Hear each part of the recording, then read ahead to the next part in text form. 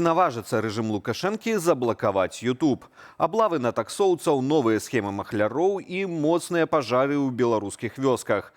Пра гэта і не толькі ў кароткім выданні навінаў панядзелку 6 красавіка на Белсаце. Пачынаем. ДАІ бярэ таксі пад пільную ўвагу. Сёння і да 10 красавіка па ўсёй Беларусі праходзіць адмысловая прафілактычная захада. Інспектары ў тым ліку звернуць увагу на перадухіленне парушэнняў і ДТЗ.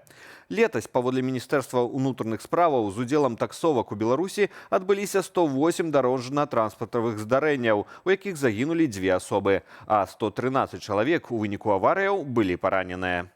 Наряды ДПС возьмут на контроль соблюдения водителями автомобилей такси, безопасных условий перевозки, правил дорожного движения и эксплуатации транспортных средств.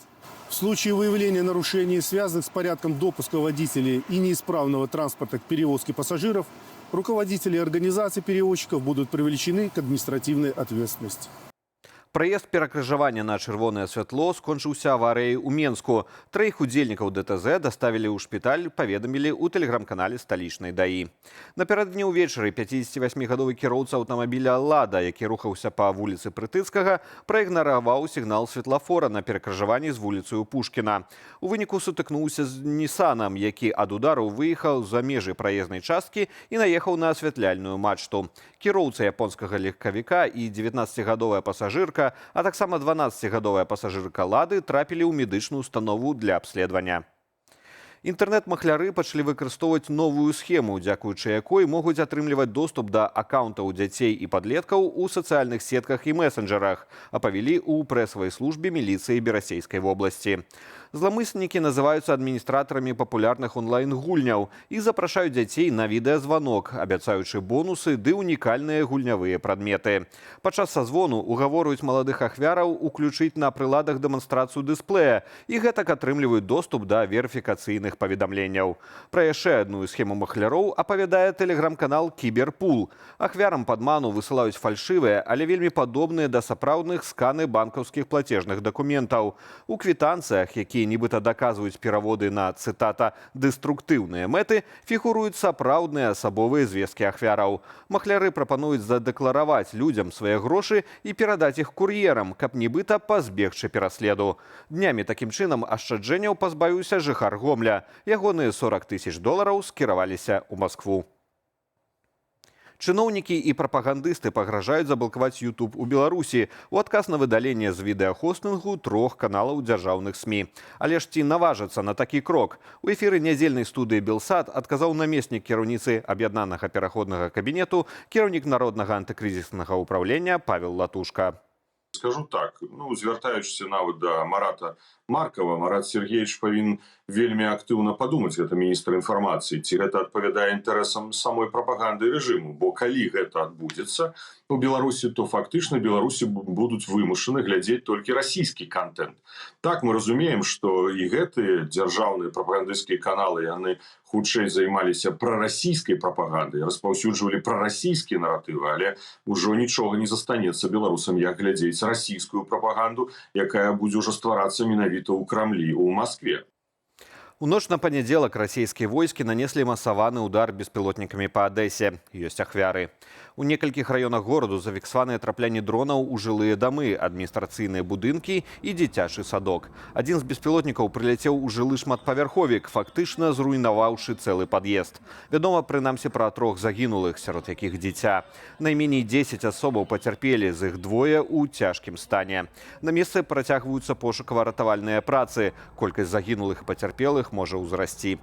У Чарнігаўскай вобласці пад расійскі ўдар трапіла энергетычная інфраструктура. Без святла засталіся звыш за 340 тысяч жыхароў вобласці. У самой жа краіне-агрэсарцы палыхае чарговы нафтавы гігант. У Новарасійску дроны атакавалі нафтаналіўны тэрмінал Шэсхарыс, найбуйнейшае такое прадпрыемства на поўдні Расіі.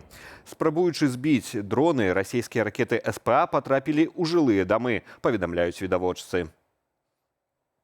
ЗША і Іран абмяркоўваюць заключэнне 45-дзённага перамір'я, паведамляе выданне «Аксіос» са спасылкаю на ўласныя крыніцы. Сцвярджаецца, што ў перамовы залучаныя прадстаўнікі Егіпту, Пакістану і Турцыі.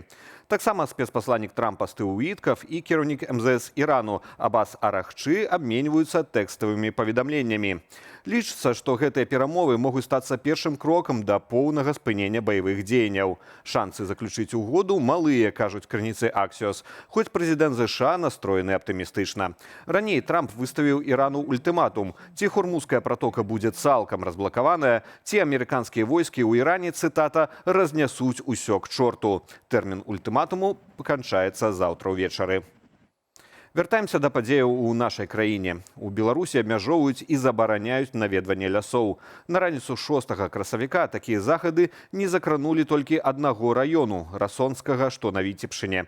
Вынікае са звестак інтэрактыўнай мапы Міністэрства лясной гаспадаркі.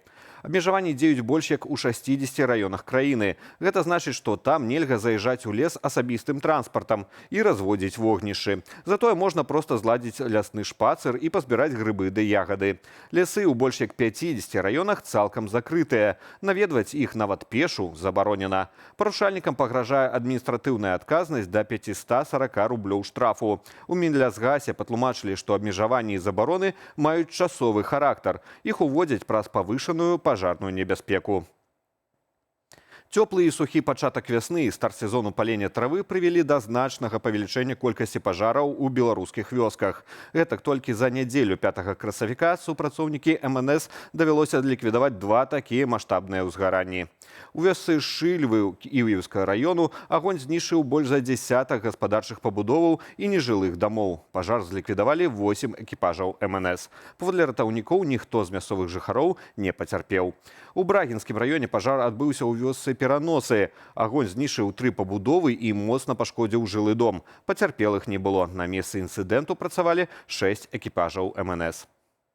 Тым часам надвор'е рыхтуе новыя сюрпрызы. Сіноптыкі абвясцілі на сёння памаранчавы ўзровень небяспекі праз моцны вецер на большай частцы краіны. Парывы яго могуць дасягаць 20 метраў за секунду. А ў Міністэрстве надзвычайных сітуацыяў папярэдзілі пра магчымыя аварыі на электралініях і падзення дрэваў. Ужо заўтра, 7 красавіка, Беларусь апынецца ў халоднай тылавой частцы цыклону. Амаль па ўсёй краіне пройдуць дажджы. Таксама варта чакаць і красавіцкага снегу. Падобнае надвор'е захаваецца амаль да канца тыдня. Тэмпература пачне імкліва зніжацца і ўжо да пятніцы начныя маражы дасягнуць 5 градусаў. Днямі на дарогах месцамі будзе слізка, таму кіроўцам варта быць вельмі уважлівымі. Невялікае зацішша прыйдзе толькі ў нядзелю, 12 красавіка, але паўночны вецер захаваецца. Дажджлівыя дні ў Беларусі толькі пачынаюцца, а на фоне папярэдняй працяглай засухі ў некаторых рэгіёнах заўважылі пылавую буру. Фактычна гэта перанос грунту ветрам. Такую буру, напрыклад, знялі на відэа ў Слуцкім раёне, непадалёк ад вёскі Строхава. Без каментара.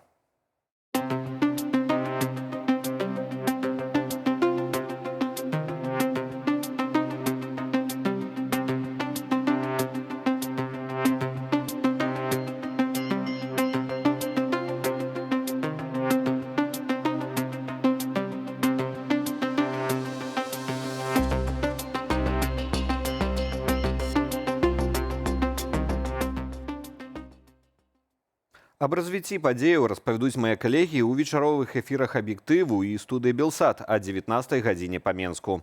Заклікаю ставіць лайкі і пакідаць каментары пад гэтым выданнем у Ютубе. Яны дапамагаюць нам пашыраць праўдзівую інфармацыю. Аднак дбайце пра ўласную лічбавую бяспеку. Беражыце сябе і заставайцеся з Белсатам.